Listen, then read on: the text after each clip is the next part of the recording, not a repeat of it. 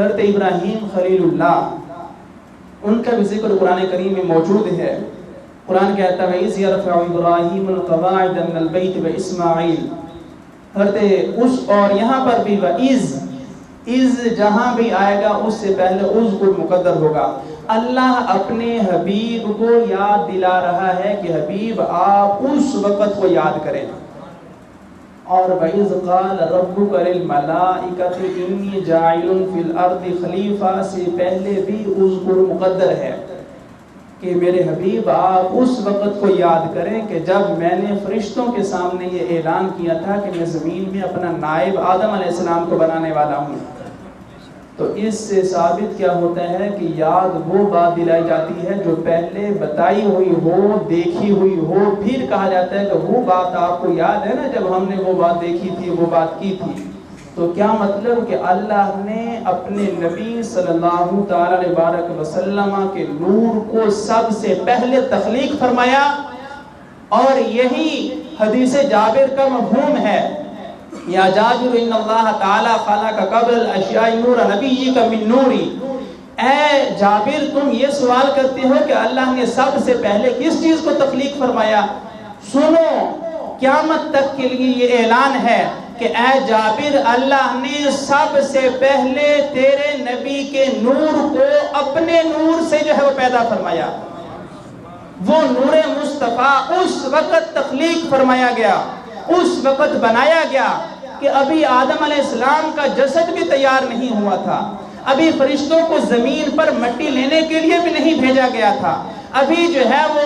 فرشتوں کے سامنے یہ اعلان بھی نہیں ہوا تھا کہ میں زمین میں اپنا نائب بنانے والا ہوں۔ اس سے بھی کئی عرصہ دراز پہلے اللہ نے اپنے نبی کے نور کو بنایا تھا۔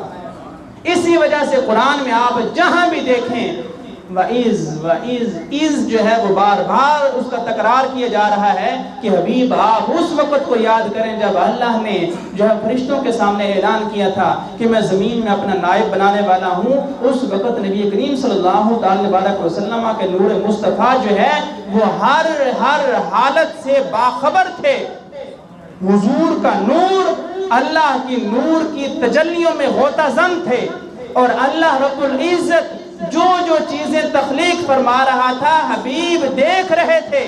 کہ میرا مالک و مولا کون کون سی چیز کو تخلیق فرما رہا ہے، کیونکہ سب سے پہلے اللہ نے اپنے نبی کے نور کو اسی وجہ سے تخلیق فرمایا کہ میرے حبیب ساری کائنات پر حکومت جو آپ کی قائم کرنی ہے تو ساری کائنات کا ملاحظہ بھی آپ نے کیا ہوا ہو، کائنات کو بنتا ہوا آپ نے سب سے پہلے دیکھا ہو، تاکہ کائنات کے ہر گوشے سے آپ جو ہیں وہ باخبر بھی رہیں، آپ نے دیکھا ہوا بھی ہو۔ آدم علیہ السلام کی خلیفہ ہونے کا جو ذکر ہے وہاں بھی وعیز ہے۔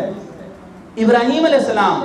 اور اسماعیل علیہ السلام نے جب بیت اللہ کی تعمیر فرمائی، یہاں بھی وَإِذْ يَرْفَعُ إِبْرَاهِيمُ الْقَوَاعِدَ مِنَ الْبَيْتِ، اس وقت کو یاد کریں کہ جب ابراہیم علیہ السلام اور اسماعیل علیہ السلام نے خانہ کعبہ میرے گھر کی بنیادیں قائم کی،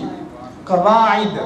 بنیادیں اٹھائیں اور خانہ کعبہ کو تعمیر فرمایا۔ تو کیا مطلب کہ نور مصطفیٰ ابراہیم علیہ السلام کے خانہ کعبہ بنانے کو بھی دیکھ رہا ہے، اسی وجہ سے یاد کرایا جا رہا ہے وَإِذْ يَرْفَعُ إِبْرَاهِيمُ الْقَوَاعِدَ مِنَ الْبَيْتِ، اے میرے حبیب ہم نے آپ کو سب سے پہلے اسی وجہ سے تخلیق فرمایا تھا کہ کائنات کا نظام عالم جو ہے ہر عمل پر آپ گواہ بھی رہیں، آپ کو پتہ بھی ہو کہ کیا کچھ ہو رہا ہے اور کس طرح جو ہے وہ نظام عالم کو تخلیق کیا جا رہا ہے اور بنایا جا رہا ہے۔